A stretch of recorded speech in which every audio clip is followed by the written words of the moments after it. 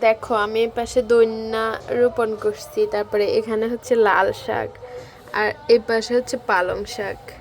পালং শাকটাও আস্তে আস্তে উঠছে, তারপরে এখানে লাল শাকটাও উঠছে। এমন করিও না, এটা তো পানি, পানি দিচ্ছে।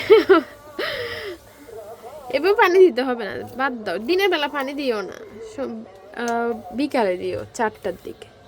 কেন? কারণ হচ্ছে এখানে পানি দিলে ওরা ইয়ে হয়ে যাবে। আচ্ছা, এটা এটা কি গাছ পালং শাকের সাথে?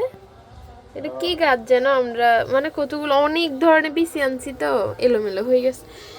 তারপরে এটাতে মরিচ, এটাতে কি যেন ছোট ছোট করে অল্প অল্প করে আমরা সবগুলাতে।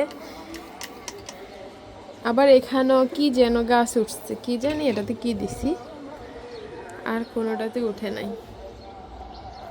অনেক পরিশ্রম করছি।